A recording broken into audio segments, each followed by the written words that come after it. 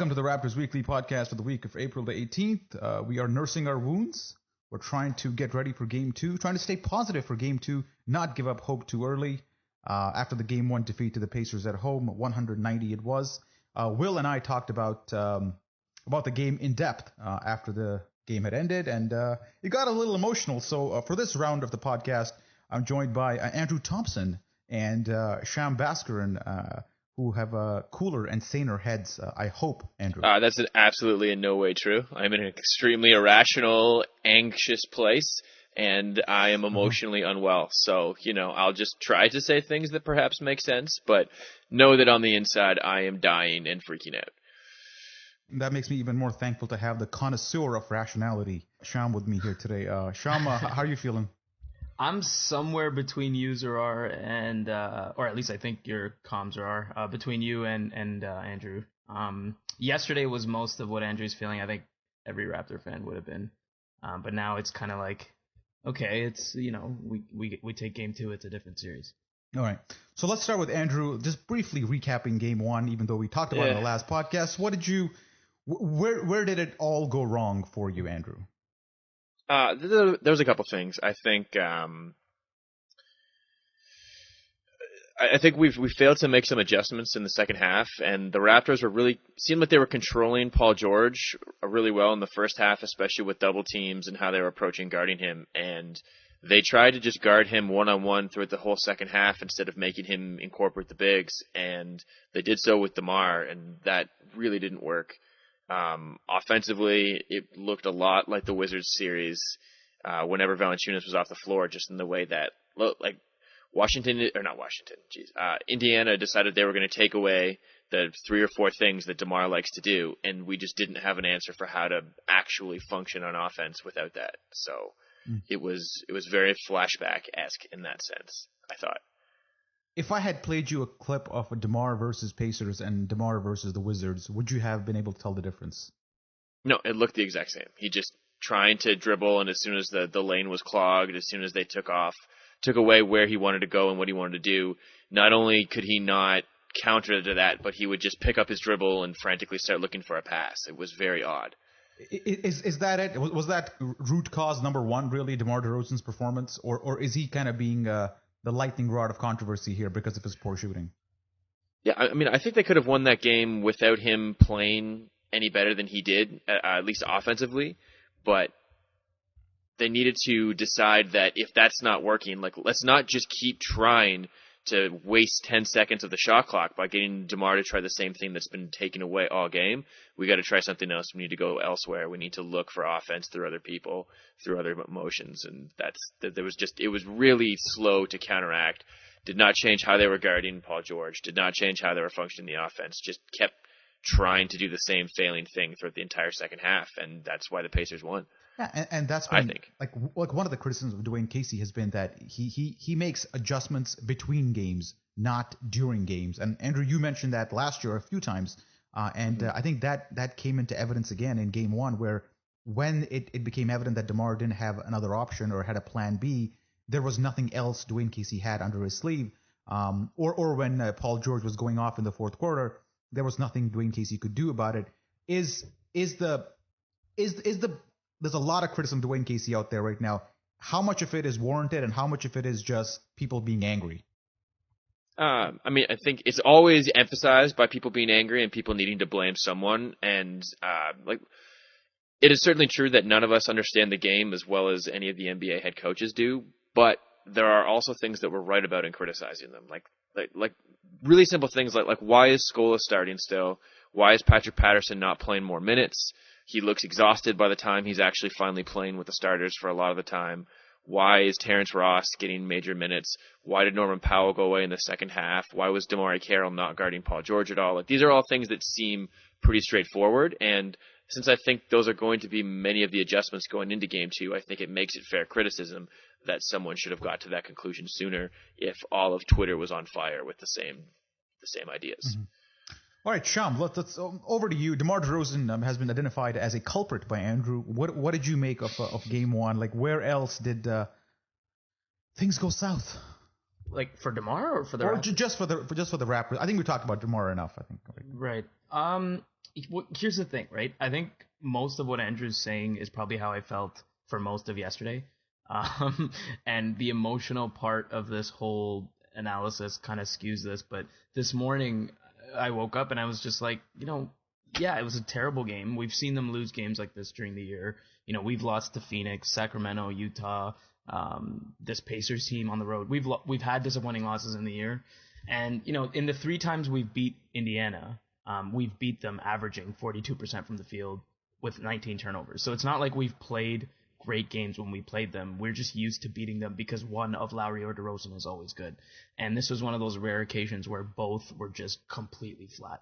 And yeah, Luis Scola was starting. Yeah, Patrick Patterson could have played a little bit more. DeMarre Carroll could have been playing more on Paul George. And there's all those, complaints. But, we beat Indiana without DeMarre Carroll 3 times. And 2 of those games, Patterson struggled. Not to mention Scola started all those games. So it's one of those things where we could have won that game if literally one of DeRozan or Lowry had an average or slightly above average game. And we'd be having a totally different conversation. And KC, we may even be applauding KC for sticking to, his guns. So I think those are valid complaints and might have led to a win, but it's like this team goes as Lowry and DeRozan goes. So it's like if one of them plays well, it's a totally different game. Andrew, your thoughts on that? Like, is it as simple as like we just didn't make any shots? Yeah, I mean, like, that's certainly part of it. Like, I think that's more true for Lowry. Like, I don't think Lowry had a bad game. I think Lowry played mostly well and just missed everything. But, I mean, like, there was a blueprint last year for how to take DeMar and, to a certain degree, Lowry out of a series. And if the Pacers have figured out how to do that, and the answer is simply as DeMar and Lowry go, then if they can guard those 2 guys and take those options away, then that is the series. I think that when you have someone like Valanciunas who's able to dominate in the way that he was, you see that like there are other ways to win, and you need to be able to develop some of those other options and exploit that if you're going to actually beat them. Yeah.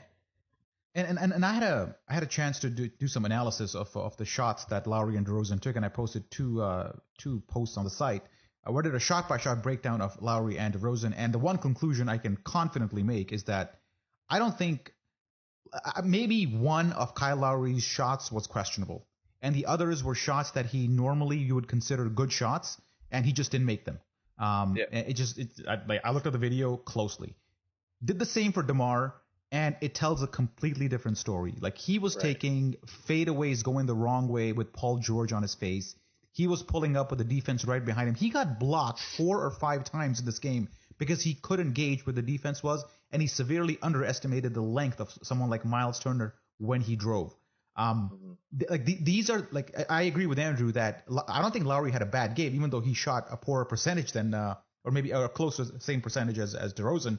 But I think DeRozan's is more worrying because his approach to the game to begin with wasn't good. But switching away from those two, positives to take from Game 1 and into Game 2 on Monday night. Sham, Jonas sticks out as the obvious one, but what else is out there? I got a lot more negatives, man. But Jonas does stick out. I think he was very, very good. Don't get me wrong. I think he was like a dominant force. There's no doubt about it. The only thing is, he missed a ton of bunnies close to the basket, and that's not a knock on him. I mean, that probably wouldn't happen again, but it's like he went 4 for 14 from the field, and yeah, he had 19 rebounds. That was amazing, but most of those were kind of resulted in empty possessions. It was a lot of Moses Malone type of rebounds where, he just got the rebound, put it back up, missed, put it back up, missed, and then the possession was over. Yeah, so but that's also his field goal. It was percentage. nice. It's just it didn't. Yeah, that's what I mean. And he was 4 of 14, and it was nice. It was great to see that he had a physically imposing sort of, will on or impact on the game, which is, bodes well for the rest of the series. But unfortunately, it just didn't have the impact on the game we would have liked it to. So it was almost like even though we were playing well, it wasn't resulting in anything. So it's just one of those games. And it's nice to see for the next 6 games though. Like, I would pound the rock to JV.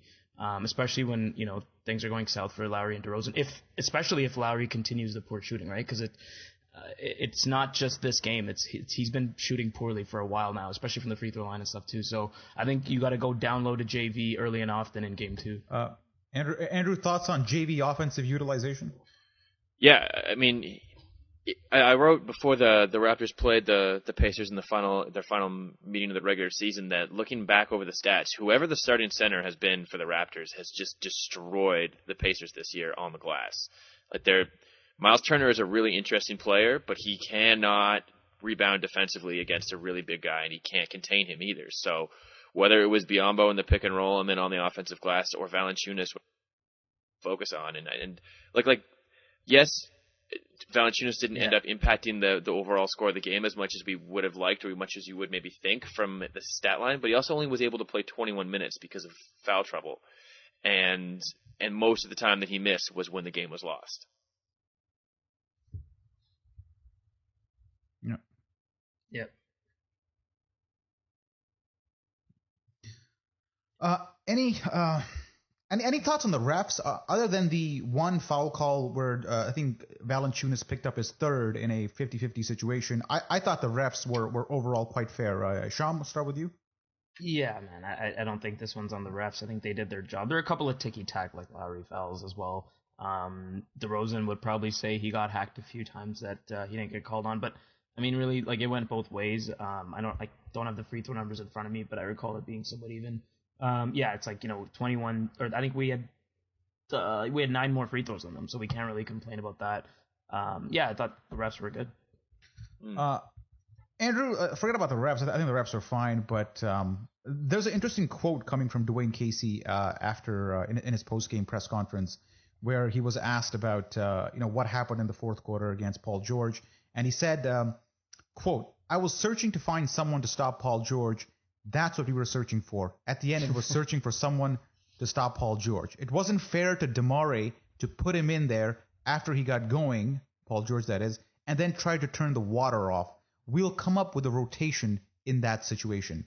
So, given that I have plenty of time on my hands, I also did an analysis of Paul George's final few possessions, actually all his possessions in the fourth quarter, and I found out that DeMar DeRozan was guarding him 3 times on 3 key possessions, and they got a 3, 2 threes, and a 2 out of it, with Paul George driving by DeMar DeRozan or scoring right on top of him.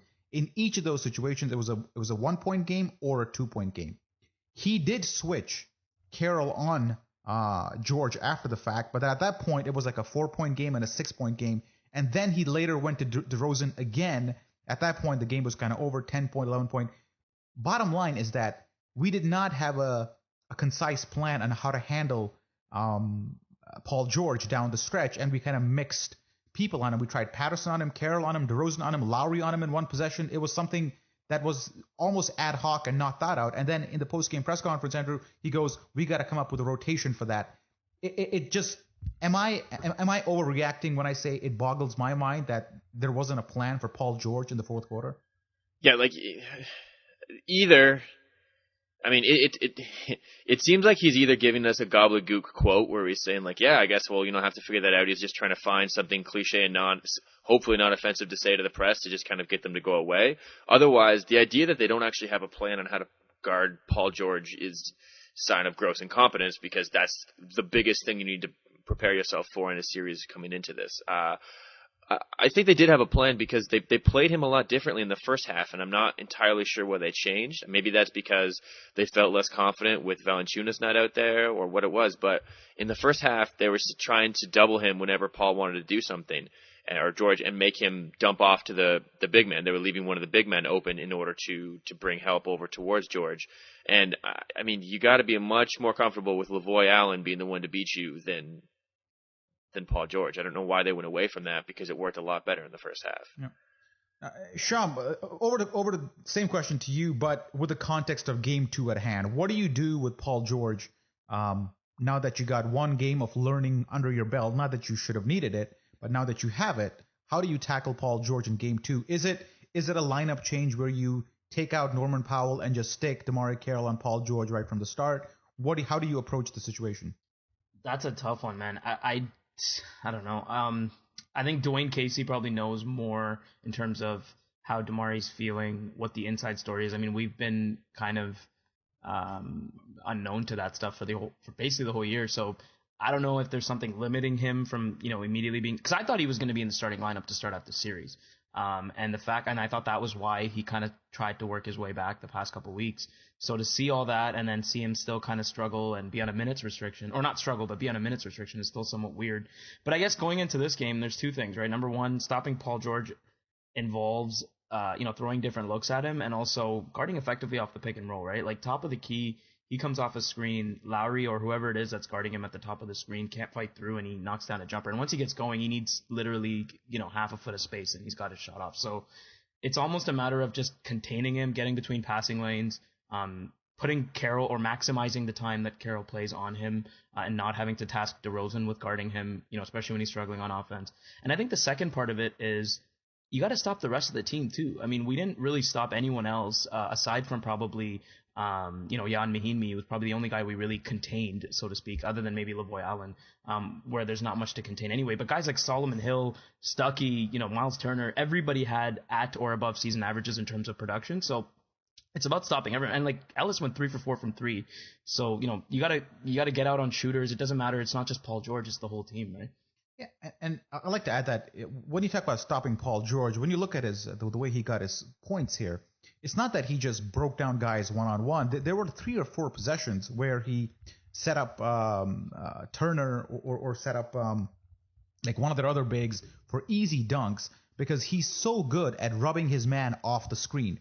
And he always gets a second big to come out and help him because his man is just stuck on the screen. And our rotation defense wasn't that good underneath, and that's why you saw him get these 2 massive points in the fourth quarter because he basically invoked the big to come out and then dumped it off to somebody else for like an easy dunk. This happened twice at 3:17 and 3:45 in the fourth quarter. So it's not just about one-on-one stopping him, but it's about devising a secondary game plan because he's a good and he's a superstar. He's gonna get rid of his man off a screen. It's what happens after that. That's what kind of worries me for Game 2, Andrew. And that's more of a team thing than just a DeMarre Carroll thing. Yeah, for sure. I mean, Ross, especially in the last 6 minutes of the game, was a really big problem on that, where you would have someone like George driving, and he would it wasn't even that he was offering good help defense. He was just get lost and get ball watching or just slide off of his man in the corner, and he was leaving a guy wide open in the corner 2 or 3 different times, and he didn't get taken out until there was something like 2.5, 3 minutes left. Yeah. So, you can't have Terrence Ross playing crunch time help defense because he just loses focus on his man, and you can't. That's an unforgivable offense in a close game down the stretch to lose track of the guy in the corner over and over again. Yeah. Go ahead, Sham.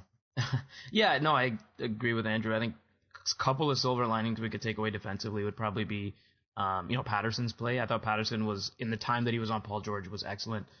Even as a help defender, like you saw that nasty swat. I can't remember who it was on, but he just came from the help side and just a crazy block. So I think there was some aspects like Biyombo played well defensively for most of the game. Joseph is always reliable, but overall the team defense needs to be, a lot better in terms of the closeouts, the rotations, the guys like Terrence Ross, and knowing the angles too, right? We've played this team four times now, and now once in the playoffs. And I think as the series progresses, you'll start to see the Raptors be more, privy to what the Pacers are going to run, kind of beat them to the spot. And that's what's going to sort of feed into the defense getting better, because this series is only going to get more and more, grinding in terms of the way the series is played. So it's going to be interesting to see how we tighten up the screws defensively. Let's go back to Terrence Ross, because there's some quotes coming out from the practice today that the rotation might be shortened to be more defensive. Andrew, over to you. What does that mean? Does that mean Scola plays less? Because I didn't think Scola was a defensive issue at all in the 15 minutes he played. Or does it mean that's it for Terrence Ross because of his extremely poor first half and his general poor shooting from the floor?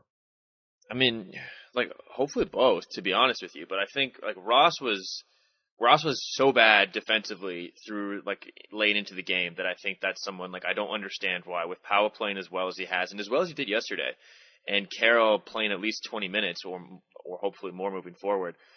I don't understand why Ross is getting really minutes at all. He might be out of the series entirely. But Andrew, so sorry to interrupt you, but if there's one evidence we know of Dwayne Casey that he's given us is that he will play Terrence Ross despite a performance because he values floor spacing and 3-point shooting. Because you take Ross out, you get Norman Powell in there, you think DeMar DeRozan doesn't have enough room to drive with Ross in there? Without him, it might be even tougher. Like, what's your argument against that? I mean, like maybe, but Ross was not. So the offense that they were running when Ross was out there, which was aside from the end of the fourth quarter, we're talking mostly with this bench unit. Like, unless Joseph was driving or doing something, like the offense through Ross, like they're having him try to drive the basketball. He had 3 or 4 turnovers in a really small amount of time, and like it seems like Powell is at least contributing and playing defense in a way that makes him seem more reliable to me. And also, in the playoffs, I don't understand why you're distributing the minutes almost evenly between any 10 guys not named Lowry and DeRozan. That's a very uncommon approach to have that many guys play so many minutes. So what I'm hearing is less Scola, more Patterson, less Ross, more Norman Powell for game 2. Is that more Powell, right? More Carroll too. More Carroll. Split those minutes between those two guys because they didn't all I mean, I guess Carroll played with Ross a decent amount, but if you're spreading the minutes out differently, I think that there's a way to get Ross out of there, and you need to maximize the minutes that Patterson is playing with the starters, because in the first half he's not getting to play with them whatsoever until he's already played basically from the 10-minute mark of the first quarter all the way into near the end of the second quarter, and he's just looking gassed and he's unable to contribute by the time he's getting good minutes with Lowry, DeMar, and Valanciunas. And the same thing happens a little bit in the second half. So I don't understand why we're trying to ride Scola when we should be playing Patterson 35 minutes a game. All right, so let's go back to some quotes coming out of practice today. Actually, which one am I going to talk about here?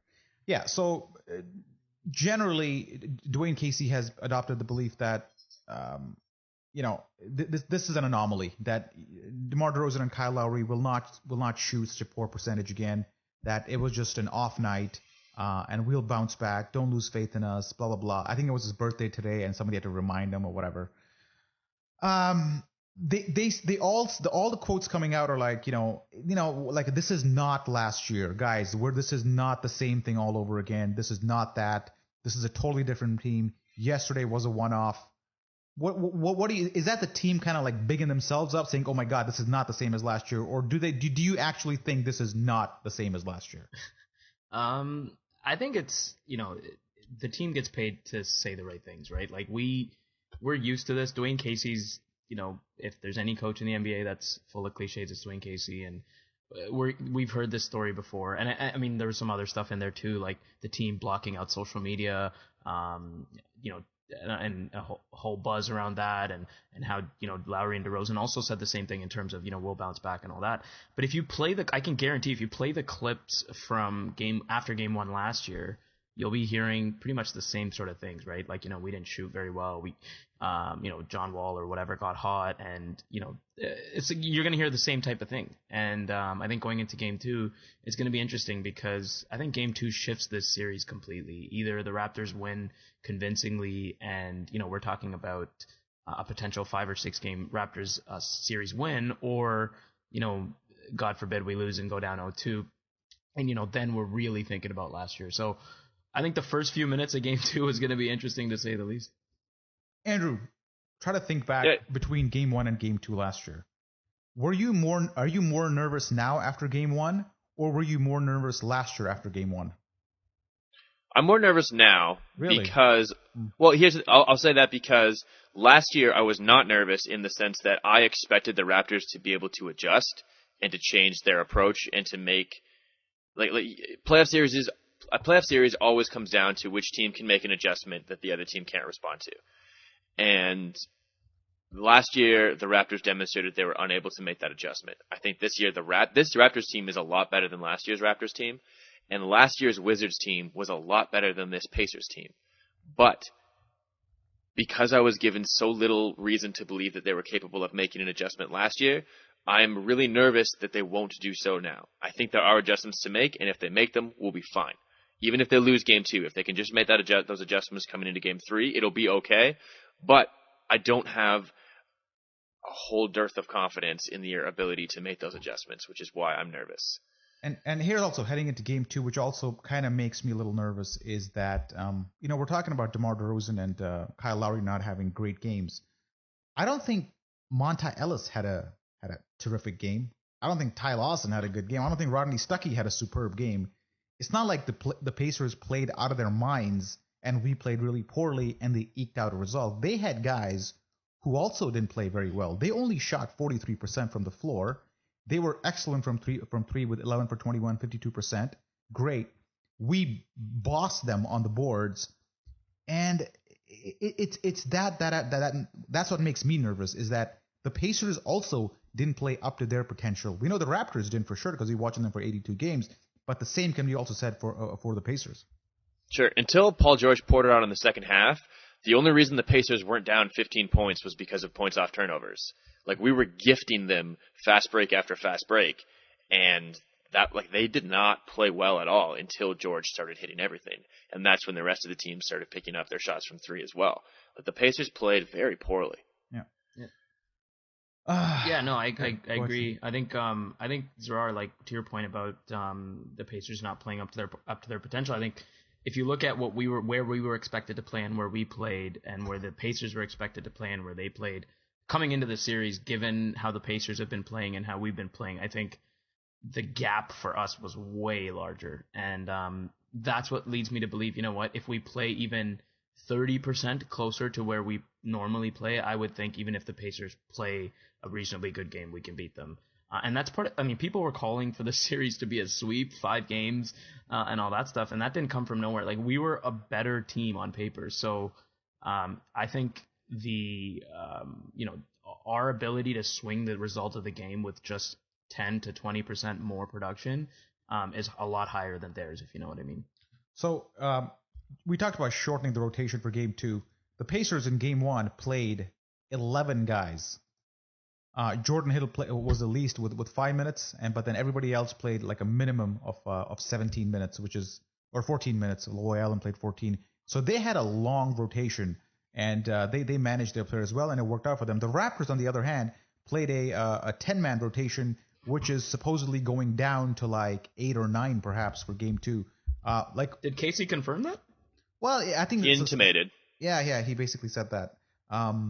I don't know who's going to be the sacrificial lamb here. We talked about Terrence Ross being that, but Andrew, your thoughts on just shortening the rotation? Like, is that overall a good idea heading into the playoffs? Yeah, go ahead. Like especially in the first round, where you have at least a full day, sometimes more than that, in between games. Like, every game really matters. Like, you should be playing the guys you really need to ride really long minutes. Like, you don't get better when the bench unit comes out for the most part, especially if you're doing like a hockey change, which they did in the first half, or like a close to hockey change. Like, there is a significant drop off.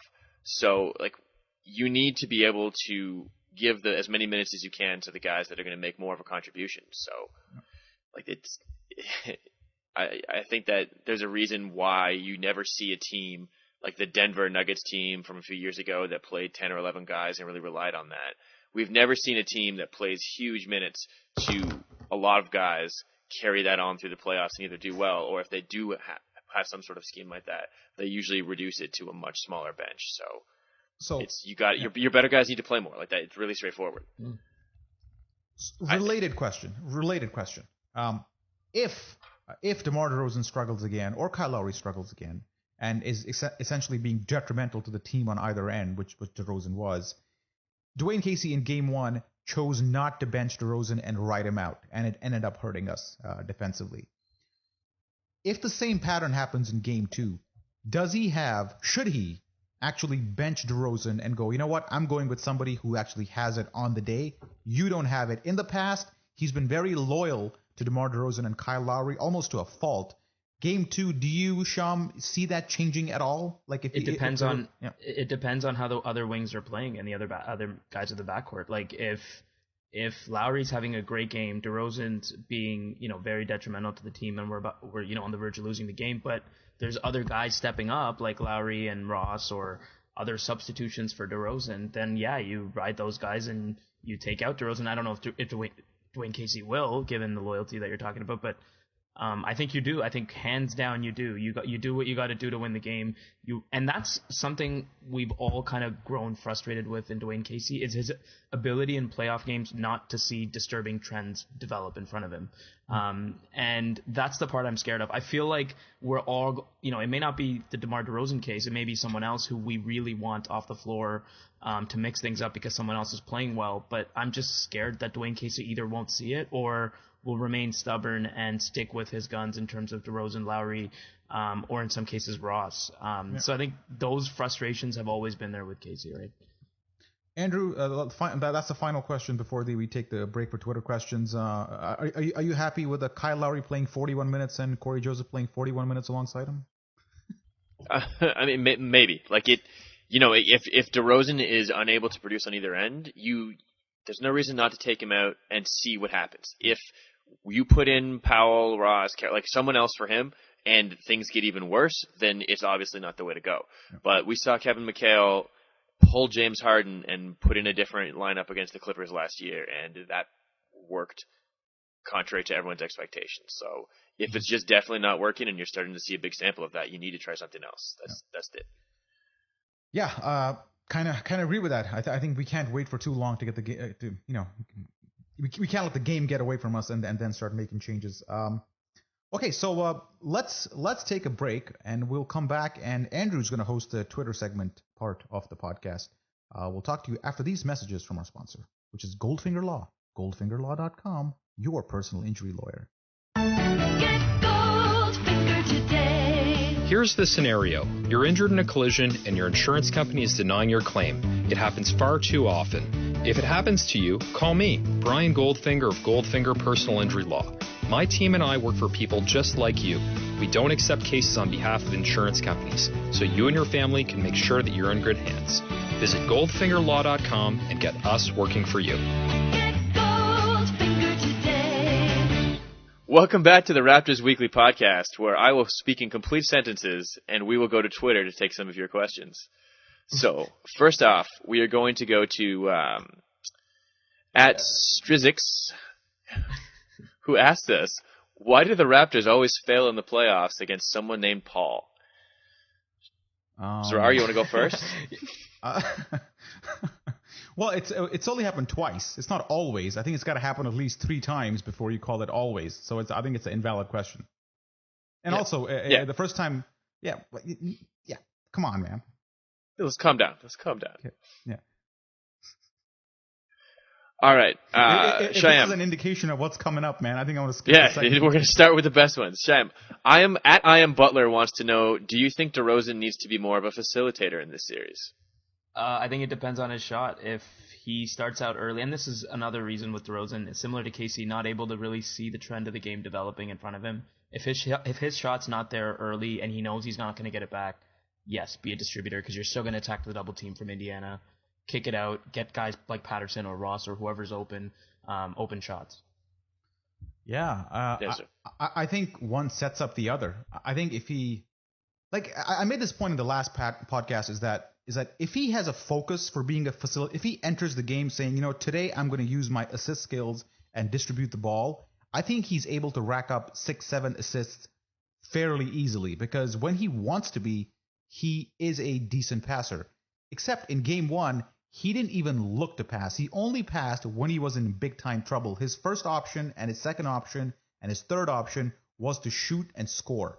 His fourth option was to pass. I think if he makes that mental shift of being a facilitator, 50% of the time, I think he can. But it's a question of how does he want to approach the game, and also how his coach wants him to approach the game. So I think he can, but I just think heading into game 2, he's going to be wanting to right the wrong of his shooting performance, and you're going to see a higher, basically the same DeRozan who's looking for his shot and looking to score first. And the problem with that, man, is that he's being guarded by I'd call an all NBA defender in Paul George. Sure. Yeah. I've always been a little scared of DeMar DeRozan, the decision maker. I don't think that's what he's very good at. He gets a lot of assists and he can see the floor well, usually in passing out of double teams. So if he's driving to the basket, which is where his value is, and he sees a second guy come towards him or someone open as a result of that, he has demonstrated a good ability to pass out of those scenarios and find the open man. I think in general, though, he's not. I don't think you want him playing the role of facilitator just because I don't think he has tremendous floor vision, and I think he's really turnover prone when the ball is living in his hands, whether it be because of a bad bailout pass that he makes when he suddenly needs to get rid of the ball, or he panics a little bit when he gets trapped, or he just like he's not like his handle is great, but also he does tend to dribble the ball off of himself sometimes when he's not driving directly to the basket. So I don't think him playing the role of facilitator necessarily, in quotes, is what you want. I think it's as you guys said, you want him trying to attack, and if he doesn't have it, then you don't want the ball in his hands. Yeah. All right. Next question from @12345 Drizzy. Zorar, do you think Thompson should be getting legit minutes this series? I mean, at the expense of who? JV or Biyombo? Both had excellent games in Game 1. I think they're going to continue to dominate the glass in Game 2. I don't think there's particularly a need for Jason Thompson because he's not he doesn't stretch the floor, even though he has shot well this year. I don't think he's going to scare anybody. So, like, if Biyombo or JV were playing poorly or blowing defensive assignments or not rebounding, I'd say yeah. But right now, Jason Thompson is more of a card in your pocket more than what you're going to play first. Yeah, Shan? Yeah, I think with Thompson, it's a last resort. With all due respect to Thompson, I think you go with Scola, you go with Patterson first, and if nothing's working out, depending on the matchup, you may resort to Thompson. And I agree, he's a card in the pocket, and you never know, right? A guy could get injured too. So insurance policy. Probably not the first or second option. Like situationally, I think we could have used him maybe late in Game 2 when JV was in foul trouble and Biyombo was on offense, which was horrible because nobody paid attention to him, and it just meant more guys going at DeRozan. I think at that situation, late in the game, maybe you want to do an offense-defense and put Jason Thompson in there just because he can finish and his jumper is a little more respectable than Biyombo. But as a like 1 to 7, 1 to 8 guy, no, I don't think he should be playing. Yeah, I agree with you guys, and I also agree with what it seems like you're saying in that if we see him in this series, it's going to be at the 5. There's no reason to play him at the 4 over top of Patterson or Carroll or someone like that. Like if he gets minutes, it'll be at the 5, and I agree. I don't see a reason for him to get those minutes. All right, up next, Phil B is asking us, do you think starting Damari next game will boost the team defensively? Zorar, you want to take a crack at that? Sorry, I zoned out. What was the question? Shyam, do you think starting Damari next game will boost the team defensively? I don't know. Who's Shyam? Oh, shit. Yeah, Andrew kidding, Thompson. Yeah. How do I say it? No. I think that's a very, very difficult question. I would say it would do probably more negative than positive at this point, just given the starting lineup is set in place. I don't know. I think it depends on the result of Game 2. If you go with Powell and DeRozan to start 2-3, I think you gauge it as it goes. It's not like the first few minutes means a ton anyway. If you see it's not working out, I think you go with Carroll and sort of go from there. But and again, this, I will say it again, falls on Dwayne Casey's ability to see things develop during the game. I'd really like him to kind of just mix it up and go. If Carroll's doesn't start the game, but we played terrible defensively against Paul in the first half, then start DeMary Carroll in the second half. If he has the guts to do something like that, I think it'll throw off Indiana.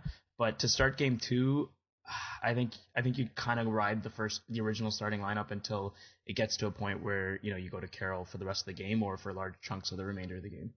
Like, the big positive of starting DeMary Carroll is that it means DeMar DeRozan doesn't have to guard Paul George.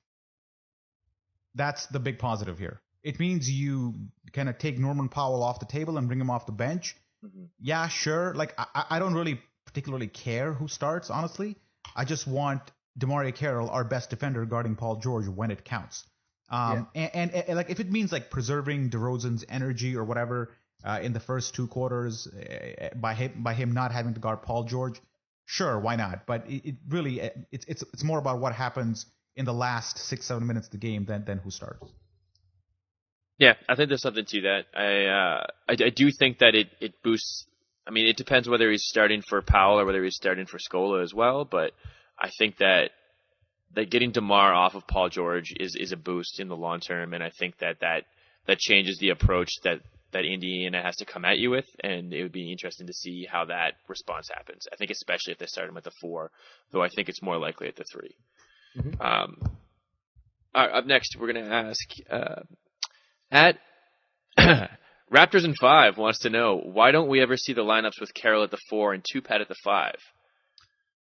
I think they give up too much rebounding. Put them together against. I mean, the Indiana front line is pretty active, so I think if you put those guys in there, you might get better, like possession defense, like the individual one-on-one defense might be better. But I think when the ball goes up in the air, they contest hard for rebounds, and that's the negative here, is that they might not be able to get like a plus 14 like Biyombo and JV did.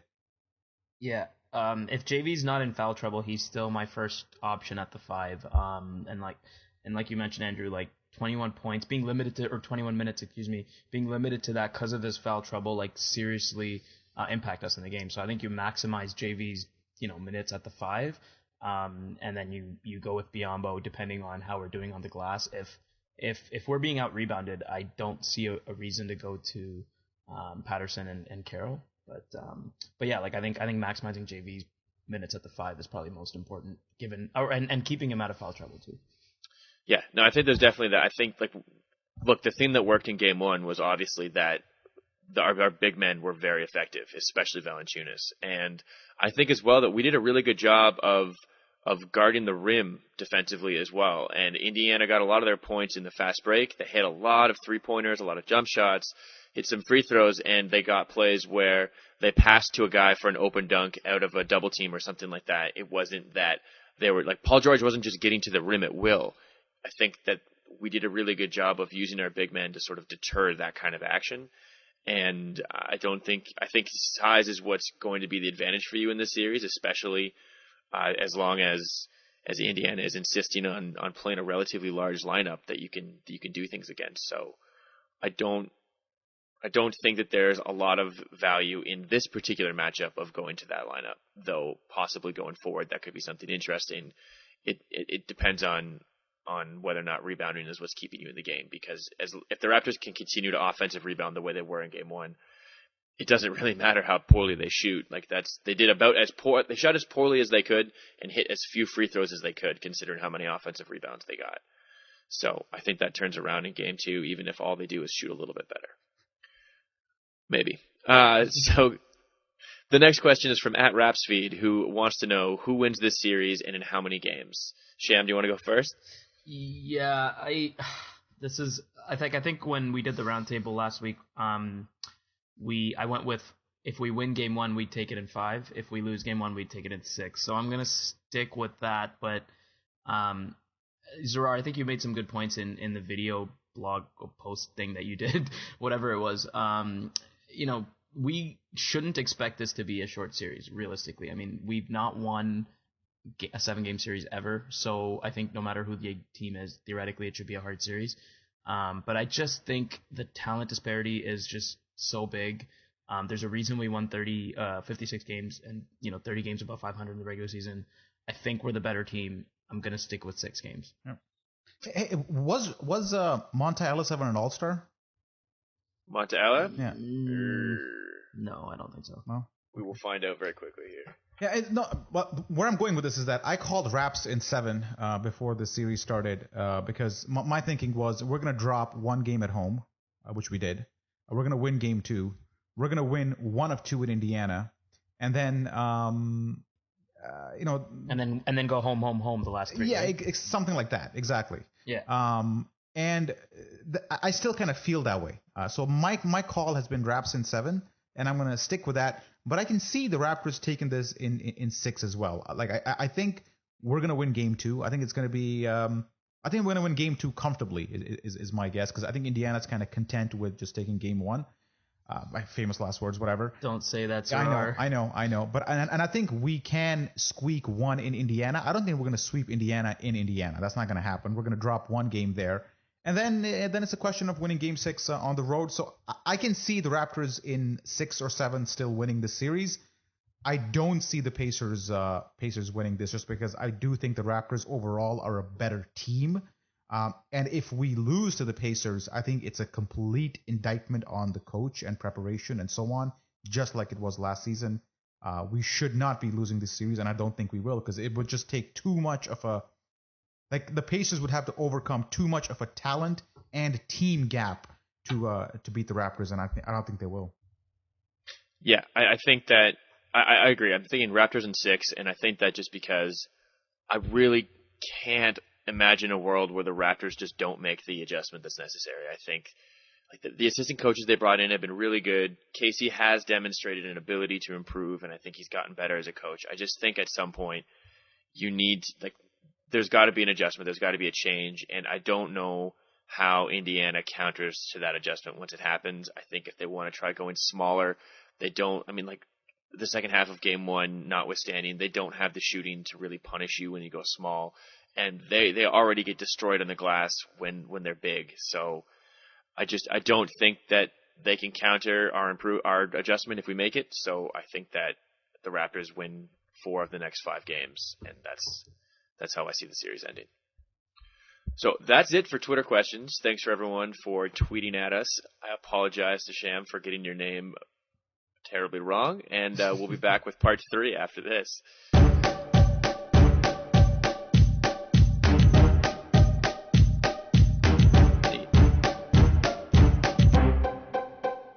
Welcome back to part 3 of Raptors Weekly. So Game 2 is on Monday, which is probably when you listen to this podcast.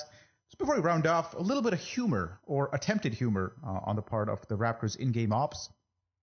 They played a clip, a condescending clip, called Top 10 Best Things to Come Out of Indiana. And it took a lot of heat on social media for being cringy, and because we posted it on our YouTube channel, which is youtube.com/RaptorsRepublic. Subscribe or whatever the hell you got to do on YouTube, or follow or whatever it is. So we're going to play it for you and give you live commentary on just exactly how cringy it is. So here it is, Top 10 Best Things to Come Out of Indiana. We'll go with number 10. Responses and created a list for today. Please take a look up at the video board for the top 10 best things about Indiana.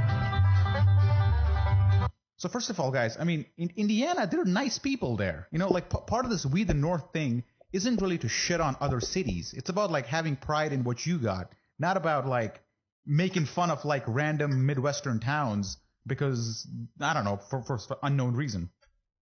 Yeah, like do we really need to have some sort of manufactured opposition to the fans of the team that we're playing? Yeah. It's like, I wasn't invested in this series before, but now that I know what the exports of Indiana are, I want to beat those fuckers.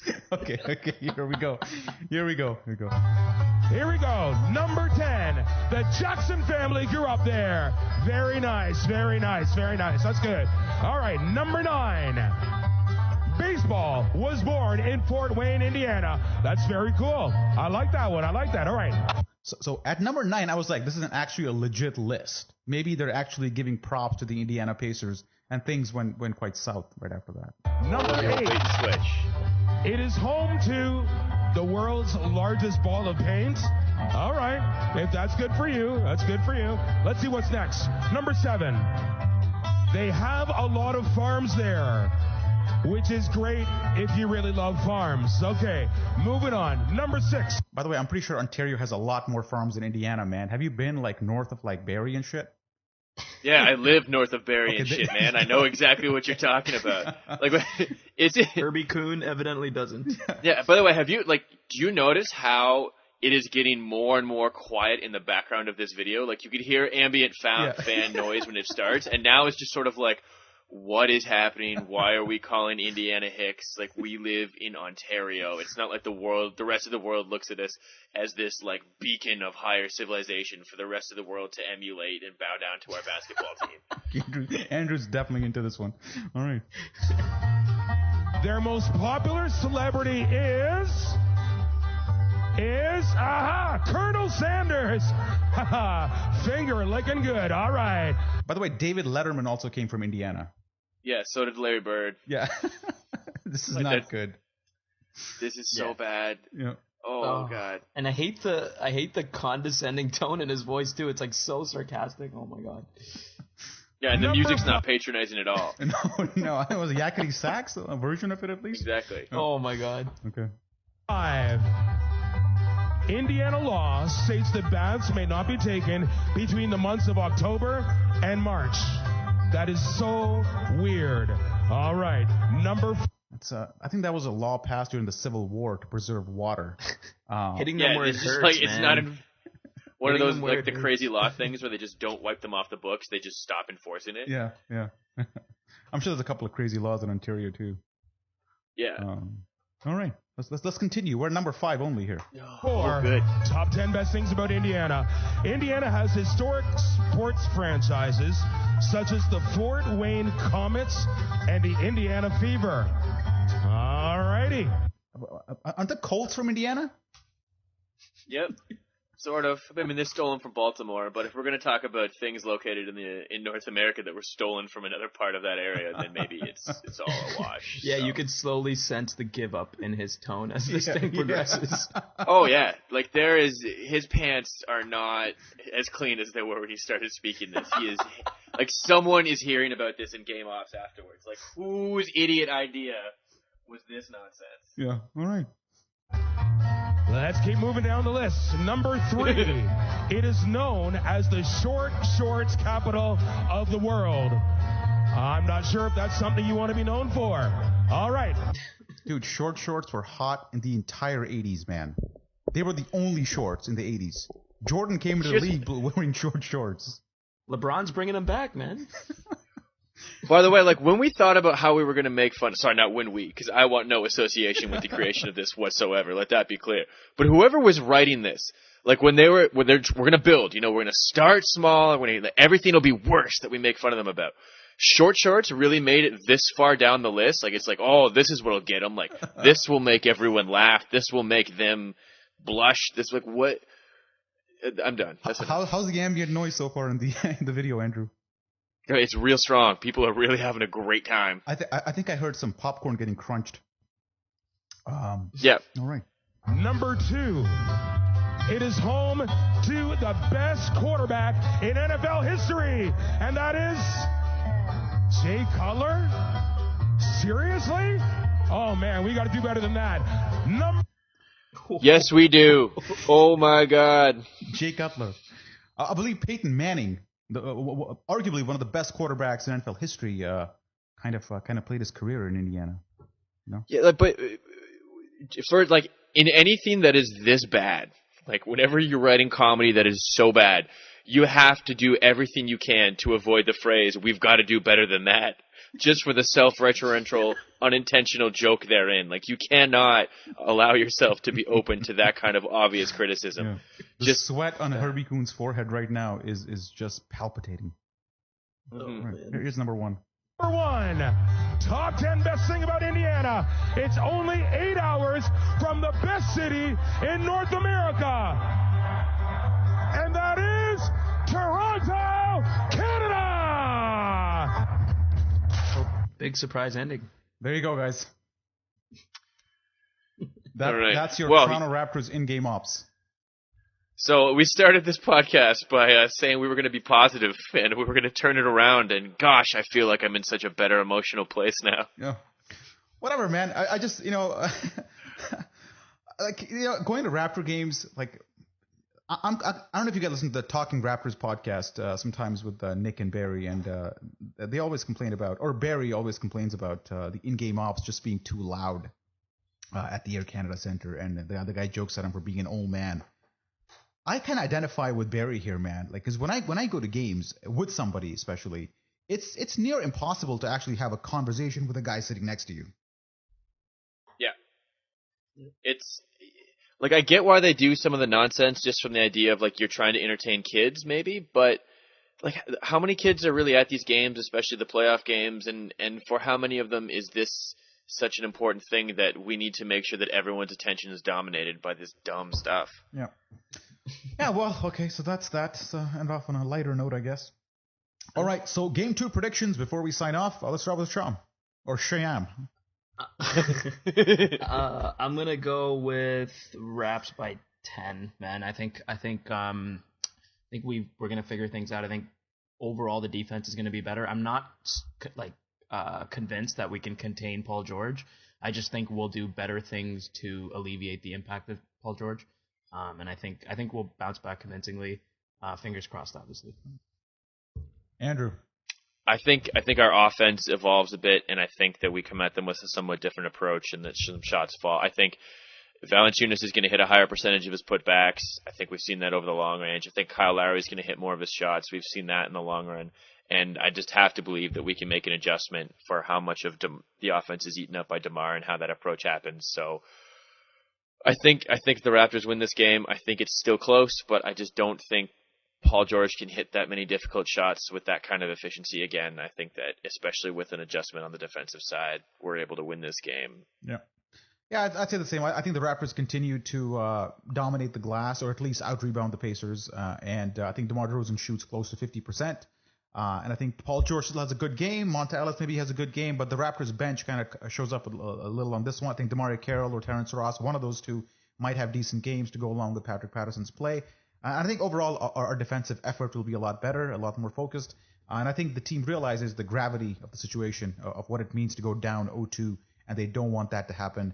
And I think they'll come out that way. Combine that with the complacency of Indiana, or perhaps complacency of Indiana, where they might be satisfied with a Game 1 win, taking home home court advantage back to Indianapolis. And I think that might be enough for the Raptors to pull through. I still think it's going to be a tough series. Even if it's a 5-game series, I think the games will be close. So I'm going to go Raptors by 6 in Game 2 on Monday night. Yep. All right. All right, and that's it. So, listener, thank you for tuning in to all our podcasts. We'll be back after Game 2 with a post-game podcast to recap what happened in Game 2. You'll also have podcasts from the Talking Raptors guys and Raptors Weekly Extra airing on Friday. Again, post-game podcast for every playoff game. As for Raptors Weekly, we'll see you again next Monday. Until then, goodbye. Go Raptors.